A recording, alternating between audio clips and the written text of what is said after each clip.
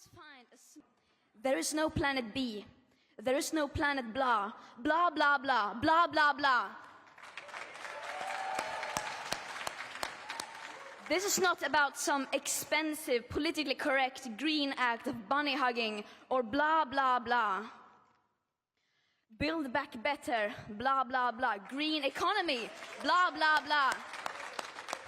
Net zero by 2050, blah, blah, blah. Net zero by 2050, blah, blah, blah. Net zero, blah, blah, blah. Climate neutral, blah, blah, blah. This is all we hear from our so-called leaders. Words.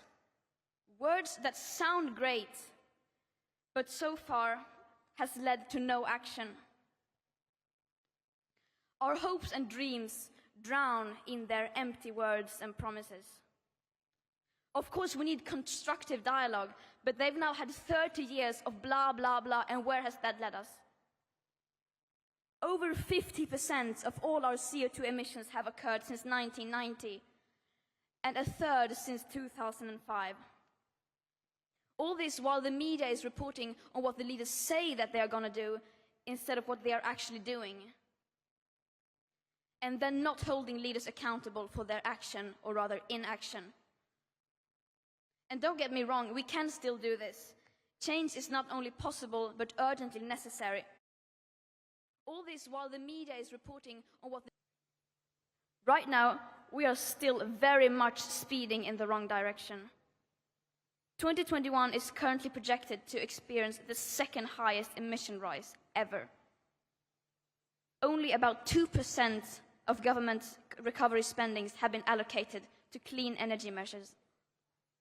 And according to a new report by the UN, global emissions are expected to rise by 16% by 2030 compared to 2010 levels.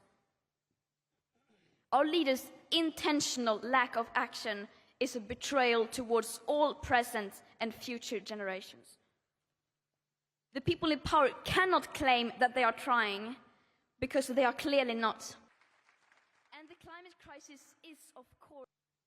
If this is what they consider to be climate action, then we don't want it. They invite cherry-picked young people to meetings like this to pretend that they are listening to us. But they are not. They are clearly not listening to us. And they never have. Just look at the numbers. Look at the statistics. The emissions are still rising. The science doesn't lie. But, of course, we can still turn this around. It is entirely possible. It will take drastic annual emission cuts, unlike anything the world has ever seen. And as we don't have the technological solutions that alone can deliver anything close to that, that means we will have to change. We can no longer let the people in power decide what is politically possible or not. We can no longer let the people in power decide what hope is. Hope is not passive. Hope is not blah, blah, blah. Hope is telling the truth.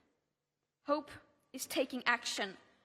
And hope always comes from the people.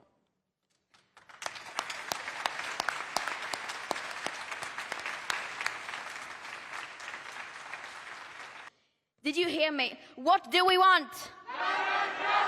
When do we want it? Now. What do we want? When do we want it? Now. The leaders like to say, we can do this. They obviously don't mean it, but we do. We can do this. I'm absolutely convinced that we can. But it starts with the people. It starts with facing the reality of the situation, as uncomfortable as it may be.